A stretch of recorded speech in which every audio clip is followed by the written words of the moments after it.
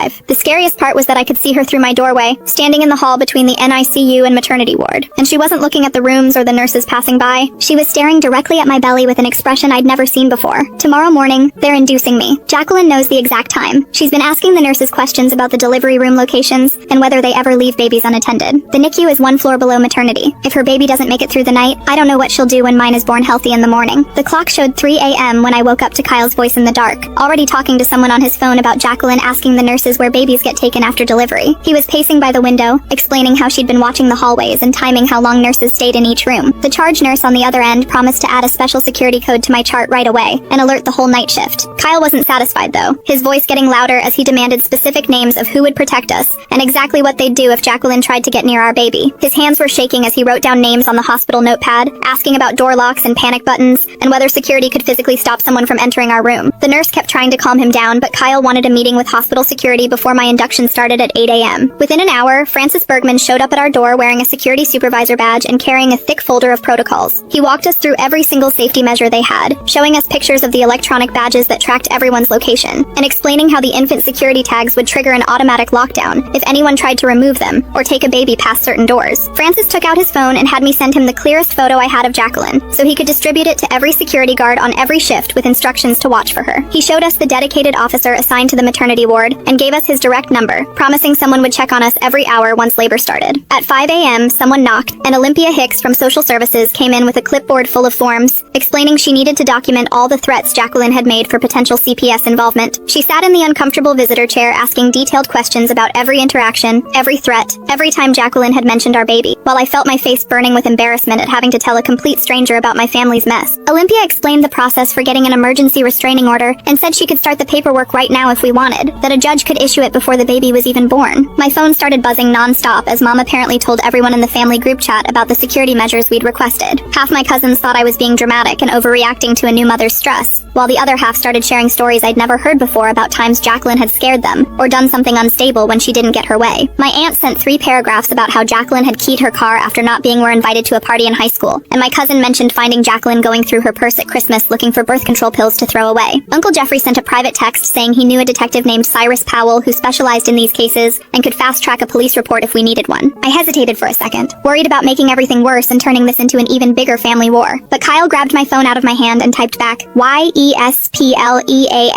in all caps before I could stop him. A nurse rushed into our room looking worried and told us Jacqueline's baby had taken a bad turn overnight with his oxygen levels dropping so low they had to increase the ventilator support and add more medications. She said the NICU team was doing everything they could, but the next